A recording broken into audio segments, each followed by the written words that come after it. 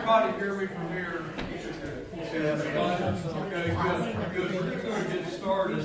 And Diane asked me if I would say a quick word about my background. And so, where do I start after 75 years? But really, this is my 20th year to deliver the Tengdin-Werner lectures. 20 years. I came here in 2005 for the first lecture series, and I don't see Lynn here, who was she's in Arizona. Okay, Dean and Phyllis's daughter, and the lecture series, as you know, honors Lynn's grandmother, Agnes Tengdin, and her parents, Dean and Phyllis. And I didn't know Agnes or Phyllis. I did get to know Dean, who was still living when I started delivering the lecture series. So it's an honor to be back. The last 40 years, I have been teaching theology in 4 different institutions. The last one being Rockhurst University. I was there 25 years teaching in their religious studies department and retired from that in 2020. I grew up a Baptist and left that denomination and have been in the Episcopal Church now for over 30 years. And my wife and I have been married 51 years. We celebrated our 50th wedding anniversary last December, a year ago this past December, but we celebrated it with a trip to Hawaii this past September. So that was our big celebration of our 50th. We have a daughter who has 4 children, and all live in the Kansas City area. One, a grandson, has actually lived with us for the last few years, my wife and I, and he is a freshman at Boston University, and is at home now with us, but will be returning in about a week or 10 days. I do some part-time teaching at the Episcopal Seminary in Topeka, which is a seminary made up of about 6 different dioceses of the Episcopal Church. And then I also do some teaching in churches like yours, and I lead a monthly men's Bible study that meets over at Gloria Day Lutheran, first Tuesday of the month. And we're also on Zoom, if any of you guys are interested. We meet the first Tuesday each month at 7 a.m. I heard that one. He didn't want you to put your pajamas.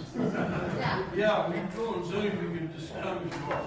But 7 didn't seem that early when I was teaching and working full time. Now that I've been retired 3 years, it does seem really early. But 7 a.m., if any of you men are interested, give me your email afterwards and I'll shoot you the information. Okay. Now, you know, communication is a difficult thing today for a lot of reasons, but particularly the way people are using text all the time. So here's a text now between a husband and a wife. The husband texts, "Honey, I've been in a car wreck. Paula took me to the hospital. I have a dislocated shoulder, 3 broken ribs. My left leg has a fracture in it, and they might have to amputate my right foot." The response from the wife, "Who's Paula?" Wife texts to the husband on a bitter cold day. "Windows frozen, can't open." Husband texts the wife, "Gently pour some warm water on it." Wife texts back, "Now computer is really messed up." So watch out for the communication. I told Bob when I saw Bob Bergen started this morning. Bob, it's a good day for you. I don't have you in my joke this morning. But give me time, Bob. We have 3 more sessions. Okay, everybody should have a handout on your table. And let me tell you what we're going to do for this lecture series. I'm calling the lecture series Life Stories from Genesis. And we're going to look at 4 stories that you're very familiar with. We often think of these as children's stories. Adam and Eve, Cain and Abel, Noah, the ark, the Tower of Babel. But these are stories that actually speak to us in a very contemporary way. And so I want to try to revisit these stories and help us see some of the applications for today. Today we start with beginnings. And this encompasses Genesis 1 through 3. 3 chapters of Genesis. Now, if I read all of that, we get nothing done but reading 3 chapters of Genesis. So what I've decided to do is put together this handout of what I call 10 truths from the creation stories. 10 truths from the creation stories, front and back. And we're going to go through these 10 and look at them and talk about how they fit into our contemporary understanding of beginnings, along with the Genesis account. Now, one other quick word by introduction. Genesis chapters 1 through 3 actually represents a compilation of material from 2 different writers. If you look in your Bible at Genesis chapter 1 all the way into chapter 2 verse 3, constantly you will see the word God. God created this on day 1. God did this. God did that. Starting in chapter 2 verse 4, no longer do you have the word God. You have the phrase Lord God.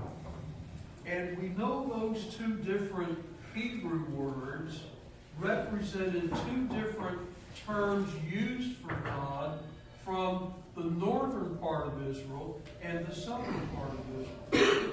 And at some point, probably maybe about the 7th or 8th century BC, an editor put those 2 stories together into one compiled story of creation. So there actually are 2 accounts. I'm going to combine them as we look at these 10 truths, but recognizing that they are 2 separate accounts and they do approach it a bit differently. Okay, the first one. Number 1, God alone exists before time and space. Now,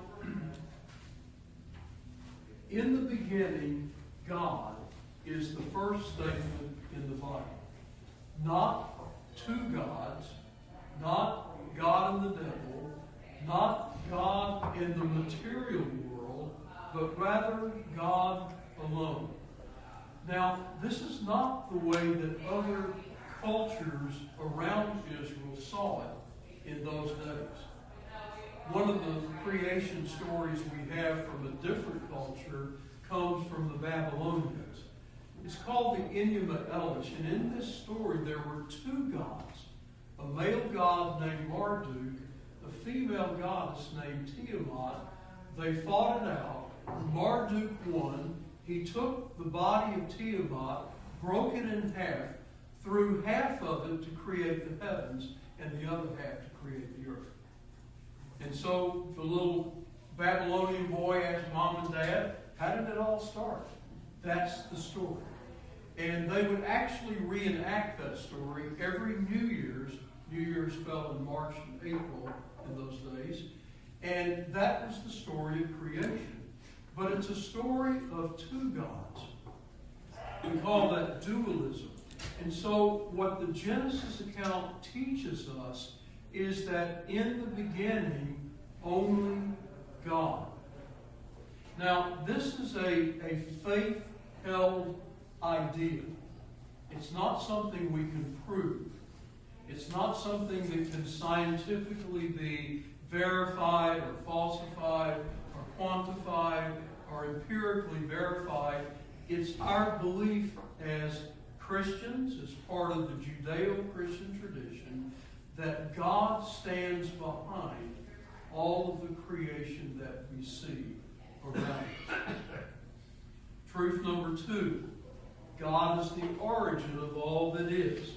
Reading from your handout, science also has a creation account. Some 13.7 billion years ago, an infinitesimally dense particle exploded, the Big Bang, creating the universe which continues to expand. Science explores the material world, what can be measured, quantified, empirically verified, or falsified. What science does is impressive, but science can take us only so far. Now, science's creation story is very different from ours, but they're not necessarily contradictory, as we're going to see.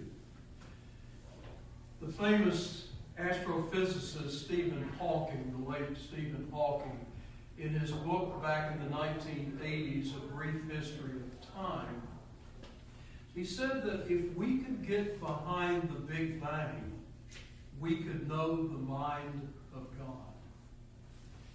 So recently I saw advertised on PBS an episode of Nova that said, "What happened before the Big Bang?" Well, it caught my attention. Now, science says you can't get back before the Big Bang because that's the beginning of the material world. So I watched this episode of Nova. I was curious what they would say. And what they said was, before the Big Bang, we think there were something called quantum fluctuations, which are random amounts of energies at specific places in space that cause the Big Bang. And I thought, after I finished watching this, well, that doesn't help me one bit. Because quantum fluctuations, that's still something. That's energy. That's still matter. That's the material world. So, as Christians, we believe that standing behind the physical world is God. That God is the origin of all things. Even if God used the Big Bang to create the material world as we know it. So, science, as I point out, can only take us so far. Genesis teaches us God is the origin, ultimate origin of all that is. Number 3, creation is orderly, coherent, and ongoing. Reading from your handout, does everyone have a handout? I see some in the back. Diane has some more. Everybody? Okay. Just want to make sure. Okay. Number 3. The 6 days of creation is a literary motif, not a scientific statement about creation. Placing the 6 days of creation in parallel columns, it is clear that the writer of Genesis is creating a pattern showing order. Now, I printed this on your handout to show you something of how the ancient Jews wrote their scripture. Particularly in the Old Testament, they would write in what we call Hebrew parallelism. A lot of times you see this in the Psalms where they will say one thing and then they'll repeat it again using a different word. You have this in Genesis. You have parallels. So if you look at day 1 on your handout and you parallel it with day 4, you can see the relationship. Day 1 makes a distinction between light and darkness. These are works of distinction. Day 4 puts the adornment of the light with the sun and the adornment of the darkness with the moon and the stars. Day 2 separates the water and the sky, the firmament. Day 5 puts the creatures of the water, the fish, and the creatures of the sky, the birds. And day 3 creates the land, the vegetation, the trees. Day 6 creates the creatures of the land, the animals, and the man. Now, this is not original to me. This actually goes back to Thomas Aquinas in the 13th century. Aquinas pointed out that on day 1, 2, and 3, you have the form. On day 4, 5, and 6, you have the content that goes into the form. This is a literary device the writer of Genesis is using to help people remember something about creation. It's not meant to be a scientific statement about creation. It is to give us the idea that creation is orderly, it's coherent, and it's even ongoing. Now, think about the importance of this idea that creation is orderly and coherent. What if it were otherwise? What if it were otherwise? What if it were the case that gravity only worked some of the time?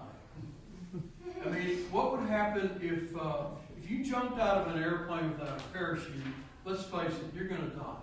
But what if only good people survive the fall, but bad people die? I mean, we couldn't live in that kind of a world, could we? What if every time a bank was robbed, the next day the money miraculously reappeared in the safe?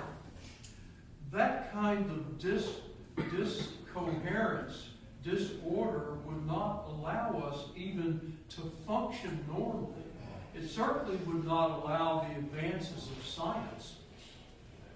Now, I have to admit, sometimes my cell phone doesn't work.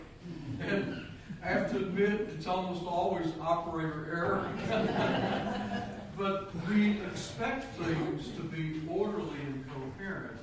And that's the kind of world that we live in. Now, also I point out that creation is ongoing. In the Genesis account, it gives you the impression everything's set in order. But we know that new species continue to come into existence.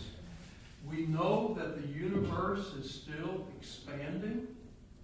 Scientists tell us that the expansion of the universe, it's not as if there's some big container and the universe is expanding to fill up the container, but it creates as it expands.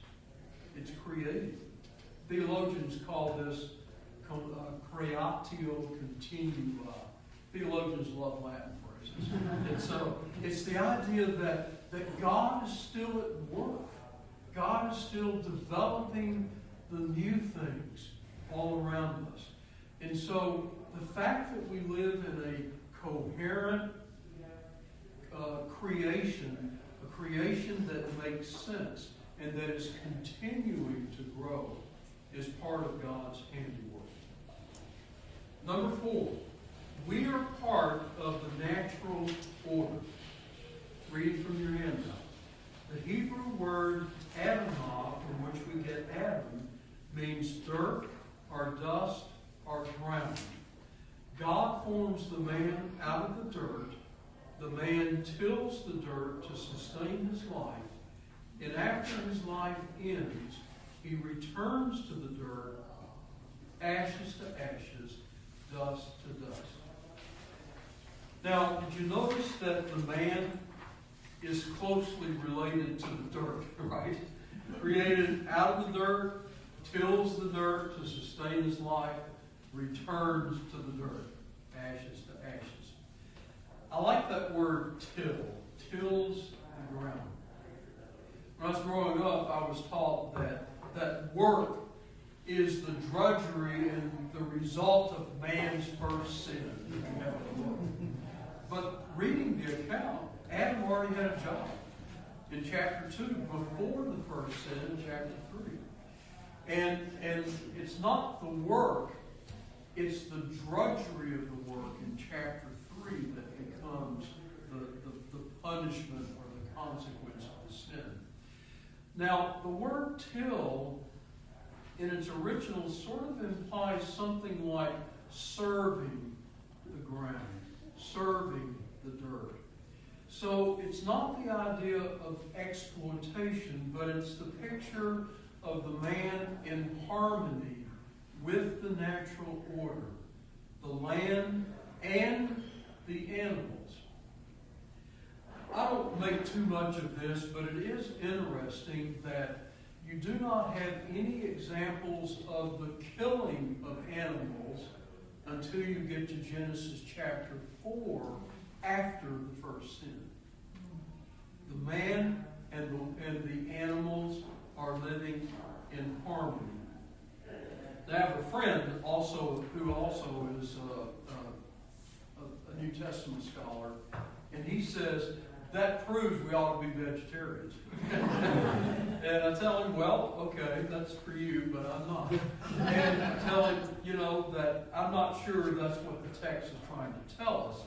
But I think what it's trying to tell us is that the original picture is one of harmony between the man and the world around him, the environment, the animals, and so forth. Okay, flip your hand over to number 5.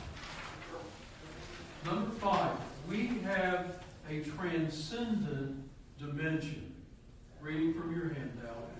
We are part of the natural order, but we are also created in the image and likeness of God. We are more than simply the sum total of the chemicals that compose our bodies or the chemical reactions in our brains.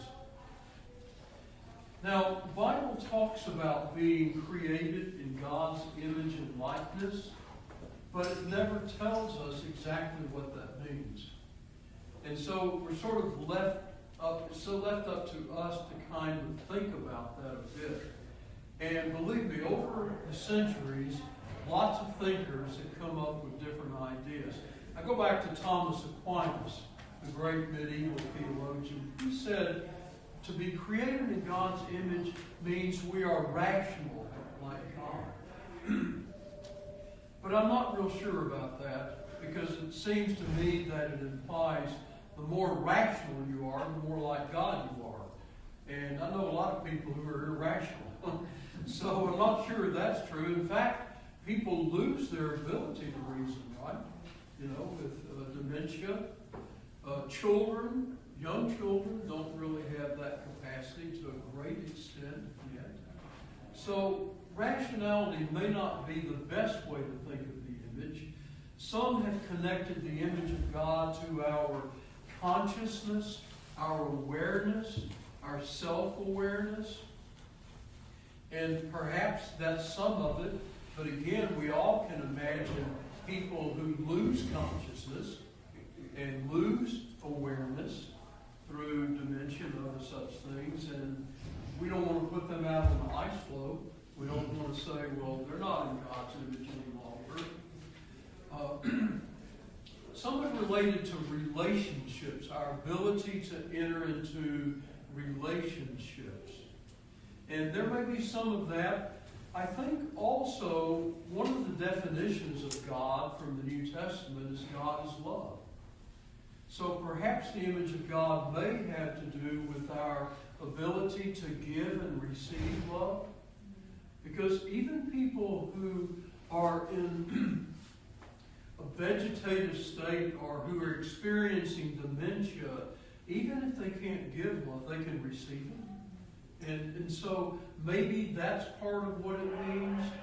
But the point I want to get across here is that there's something unique about human beings. Yes, we're created out of the dust, and we return to dust. but there is also a transcendence to us. Now, the biblical language for that is soul. Soul. We talk about the soul of the individual. And interestingly, that only comes up really in the New Testament. The Old Testament writers didn't have a word for soul. In Genesis it says, God breathed into the man the breath of life, and he became a living being. The King James translates it soul. It's a Hebrew word, nephesh, which means essence or being. He became a living person, a living being.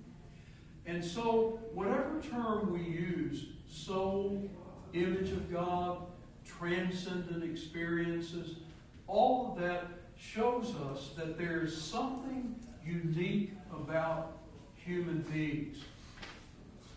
Now, long before the Declaration declared that all men are created equal, and of course that meant all white men, and it meant only men, and it meant men who own property, but long before that declaration, the Bible itself has declared that we are all created in the image of God. And that's an image we can't lose. It can be distorted. People can ignore that image. It can be marred. But I don't believe it can be lost.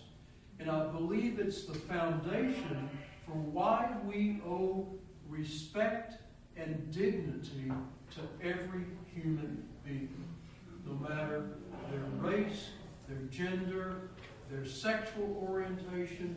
We owe them respect and dignity as people created in God's image. So that's the transcendent dimension. Number 6, we have a social dimension. Reading from your handout. It's not good that the man should be alone. The woman is the partner with the man who leaves father and mother to form a pair bond, and together they provide for the future of the race. Now, growing up, I heard the romantic version of that verse. And the romantic version I heard from my pastor was, God created the woman out of the rib, not from his head, because the rib is close to his heart. And we all went, oh. Now, here is the misogynist version from the middle-aged writers, okay, who didn't know a whole lot about biology and conception. They knew how to conceive, but they didn't really understand the biology of it. They believed that if a boy, a male, was born, then the male seed had functioned properly in the conception. But if a female was born, it was because there was a defect in the male seed.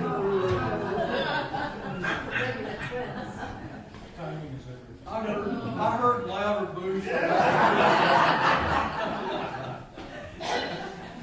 Listen to this quotation from Meister Eckhart, who was a 13th century German mystic. Quote, "The intention is always to produce a male. A female is born only when nature is diverted or obstructed so that its work lacks full strength." Now, in Genesis, they're not talking about DNA. They're not talking about that. But interestingly, they are talking about passing on to the next generation the race. They're talking about the man and woman leaving the mother and the father to move on to the next generation. And that really is the biological dimension of Genesis. But there's a social dimension, as I mentioned. It says in the King James Version, there was no helpmeet for the man. There was no help meet for the man. Help-meet. Not help mate. Help meet. Now, meet is an old church in the older rite, where it says, "It is right and meet to praise the Lord." It is right and fitting. Meet means fitting, appropriate. And so when the text says in Genesis there was no help meet for the man, it's saying the animals were not a fitting entity for the man, for a relationship. There was no help appropriate for the man, so God creates the woman. In other words, you get the impression with the term helpmate that the woman was created as sort of the little assistant on the side, but it's actually a complementarian idea, that the woman complements and is fitting or appropriate for the man. Not that she is some assistant to the man. There truly is an equality here in the verse that gets distorted in the old King James Version and comes over into English as helpmate, which implies sort of the assistant, if you will. So this social dimension is extremely important. The man doesn't have what he needs with the animals. He needs someone who will complement him, who is fitting or appropriate for him, and that is the woman. Now, one more thing on the social dimension. I read an article a couple of years ago by a guy named William Blake. It was entitled, "A Sentence Worse Than Death." And William Blake spent 34 years in solitary confinement in prison, in the box, as they call it. And he said that he doesn't know how he did not go insane after 34 years in the box.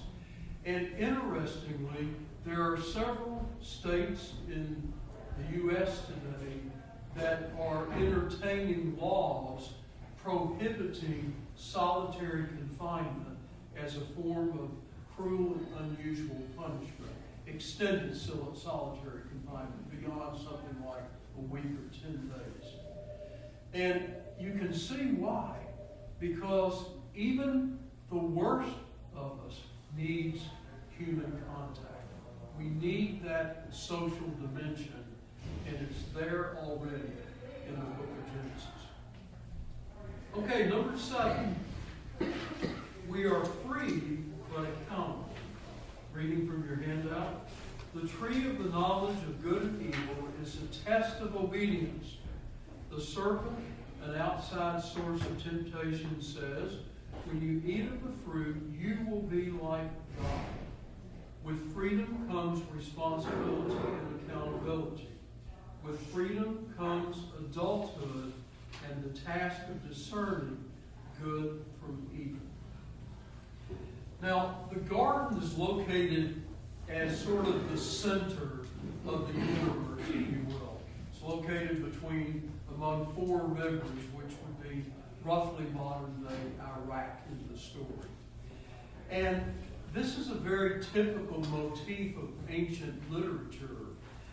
They would often think of a major center being the place from which emanates all of the world, the cosmos. A center like, in this case, a garden, a mountain, a city, a totem pole, something that was the apex of the universe from which things then would go out. And that's what you have here with this garden.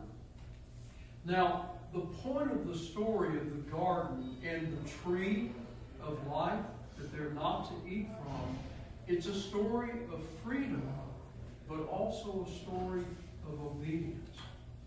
They are free to make a choice. And in the story, they choose bad, right? They choose to eat of the fruit of the tree. But the underlying point here is responsibility, a movement from childhood and innocence, if you will, to adulthood. Now, free will is under attack today from a lot of different quarters, and particularly from some areas of neuropsychology, who talk about we do not really have freedom at all. We're not really free. It's all chemical reactions in our brain that predetermine what we're going to do, and we're not even aware of it. We think we're free, but we're not. Must be Presbyterians. Presbyterians. It does sound very deterministic, like Calvinism. You're right. It sounds like a religious version, a scientific version of Calvinism. But I would argue that even though we all know that there are circumstances that always affect our free choice, that we never act completely without some deterministic factors, that without human freedom, we really don't have accountability and responsibility. I mean, how would you even determine if someone were guilty of a crime if everything can be passed off as determinism, that they're not really free to make a good decision? And so what we learn from the story of the tree, of the fruit that they were not to eat from, is that they truly are free to make a choice.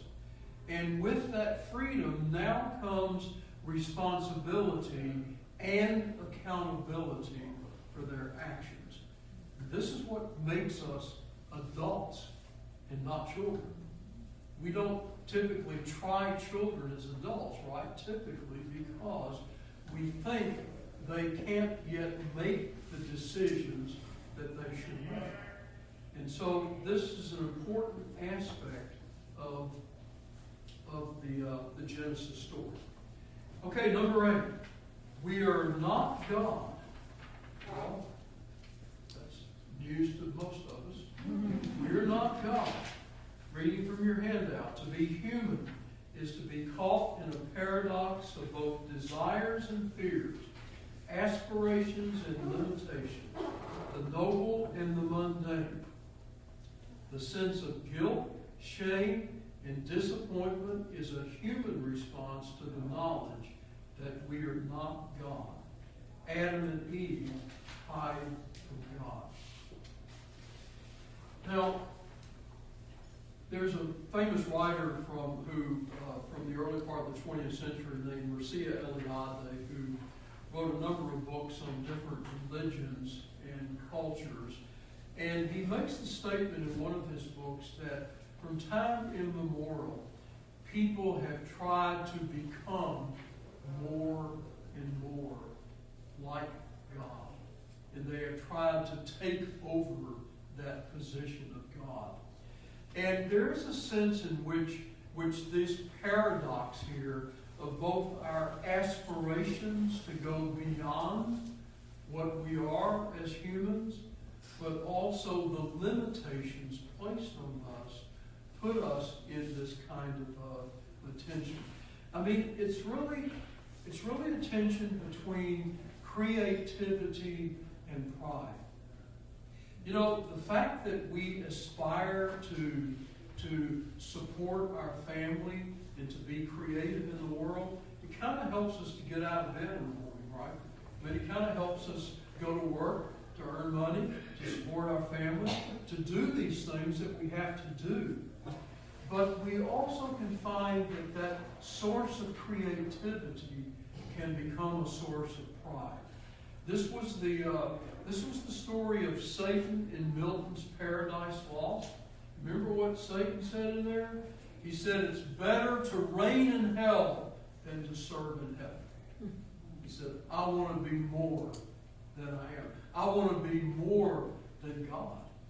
And so there is this tension here, as I say in your handout, we are not God, but sometimes we act like we are. And so we have to be careful that we live in this tension, this paradox between what I say our aspirations, but our limitations, the noble and the mundane, where we do not allow this to go beyond what is appropriate for us as humans.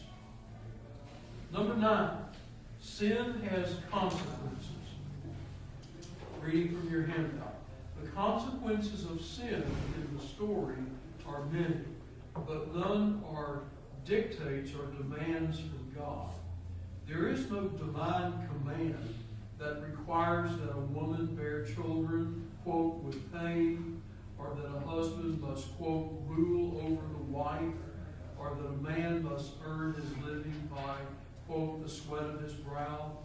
Christianity is about overcoming the consequences of sin, not reinforcing them. Now, all of those are listed in Genesis 3 as consequences of the sin. God says to the woman, you will bear children with pain.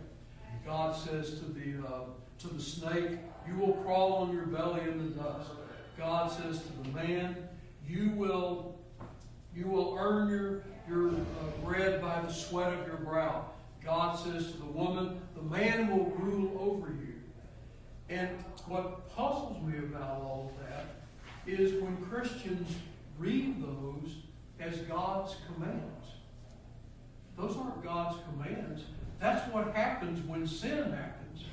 God's not commanding that women, you have to give birth with pain. Though I have to tell you that when Queen Victoria in the late 19th century gave birth to one of her many children, the royal physician was fined by Parliament because he gave Queen Victoria a sedative, and he violated the verse, you will give birth with pain. Now, if that sounds crazy to us, and it does, why then are there Christians, and I know some of them personally, who say, look, the Bible says men have to rule over women.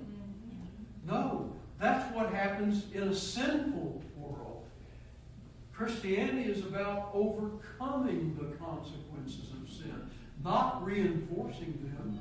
If we took that literally, then men, you would have to earn your living by the sweat of your brow, which means turn off that air conditioner wherever you're working. You got to sweat. No, these are not dictates. They are consequences of what happens when sin prevails. So we need to remember that sin has consequences, but we are also trying to redeem ourselves from these consequences, not reinforce them. The 16th century artist Albert Dürer, who did woodcuts, he has a famous woodcut called Adam and Eve.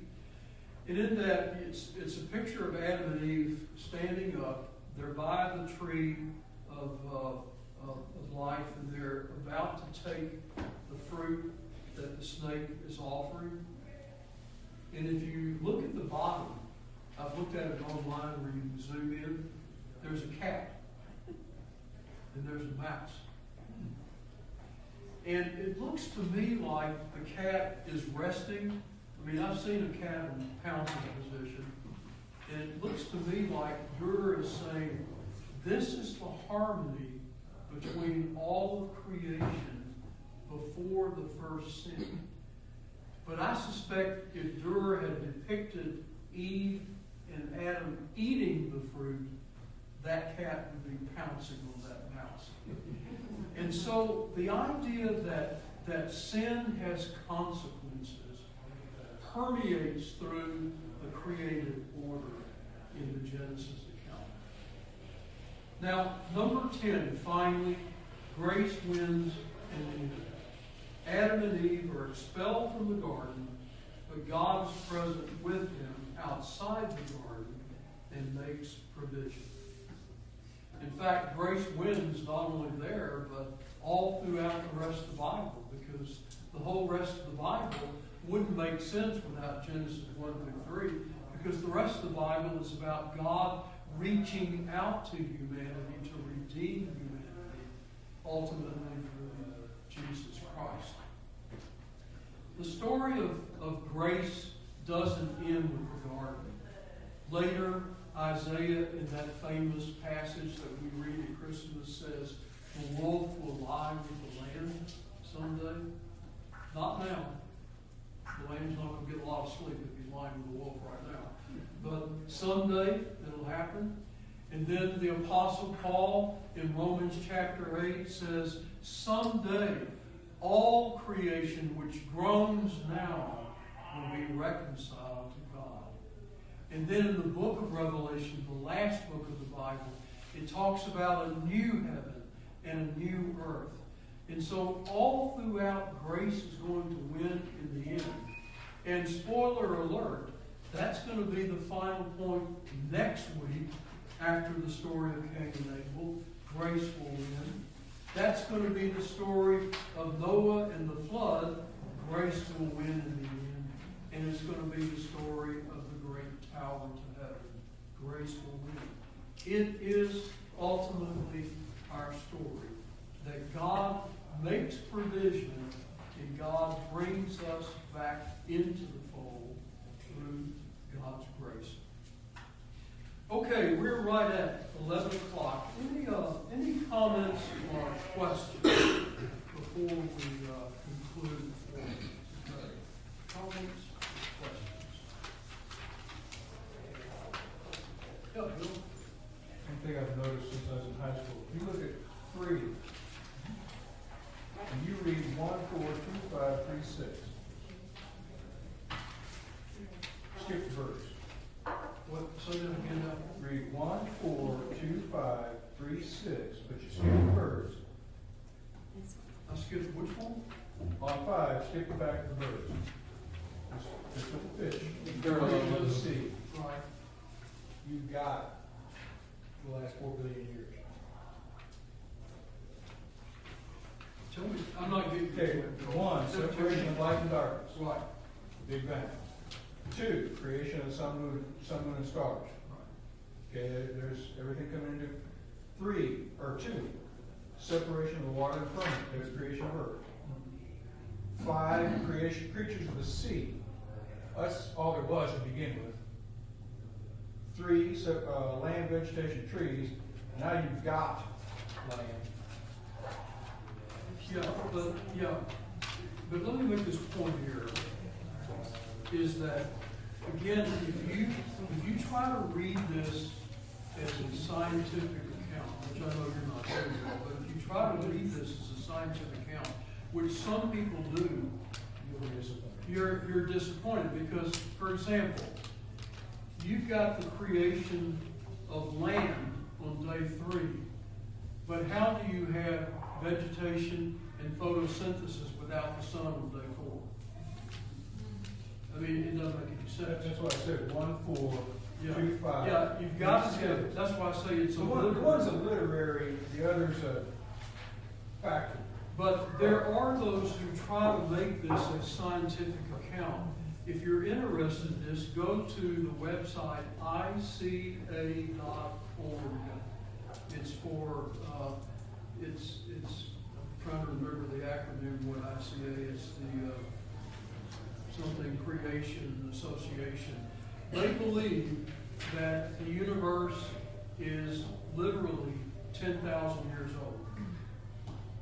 10,000, everything is 10,000 years old. And they try to prove that. And they spend a lot of time trying to prove how you could have photosynthesis without the sun or some other things like that. It's some pretty crazy stuff. But they're reading this wrongly. They're reading it as a scientific account, when in fact it's trying to make the point, God is the one who starts all of this. God is the one who creates. Okay, next week we come across the story of the 2 brothers and the murder of Abel by Cain. So thank you. I'll see you next week.